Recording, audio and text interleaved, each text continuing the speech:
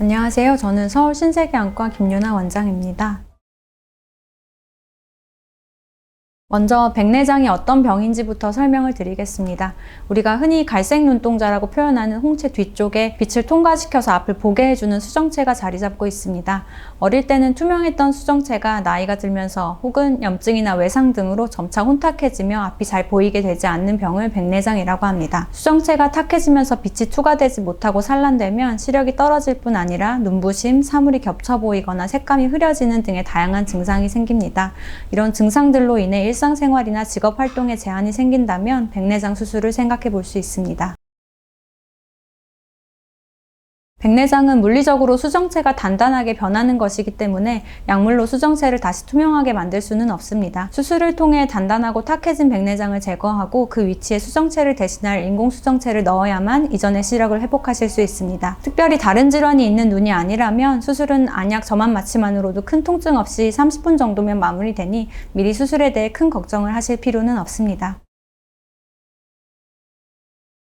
최근 당뇨약을 드시는 분들이 많아지면서 당뇨 때문에 백내장 수술을 하지 못할까 걱정을 하시며 내원하시는 분들이 상당히 많으십니다. 백내장은 자연 노화로 인해 모든 사람들에게 생길 수 있는 질환이지만 혈중 당 수치가 건강인들보다 높은 당뇨 환자들의 경우는 수정체의 대사에도 문제가 생기기 때문에 백내장 진행 속도가 빨라집니다.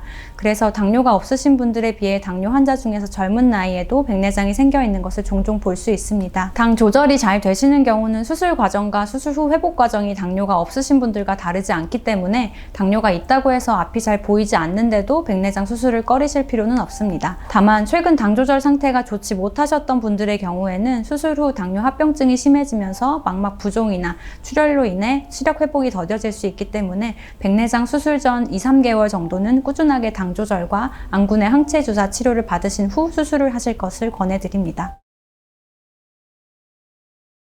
수술 직후 1주간은 수술 절개창으로 균이 직접 들어가면서 심한 안군에 감염이 발생할 수 있기 때문에 세안을 못 하십니다.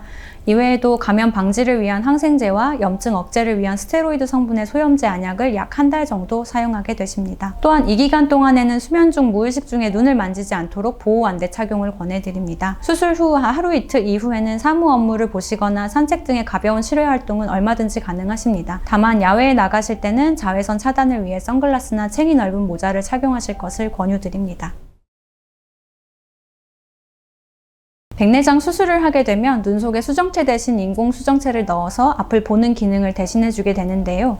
인공수정체에 문제가 생기지 않는 이상은 백내장 수술 후 상태는 반영구적으로 유지가 됩니다. 다만 수술 후 일정 시간이 지나면서 인공수정체 뒤쪽으로 백태가 끼면 시야가 백내장 수술 전처럼 다시 흐려지는 후발 백내장이 생길 수 있습니다. 이런 경우는 간단한 레이저 시술로 치료가 가능합니다. 이외에 아주 드물게 수술 후 잘 지내시다가 눈 주변을 세게 부딪히거나 비비는 행동으로 인공수정체 가 탈구되면 시력이 떨어질 수 있습니다. 이런 경우는 인공수정체를 제 위치에 다시 고정시켜주는 2차 수술이 필요할 수 있습니다.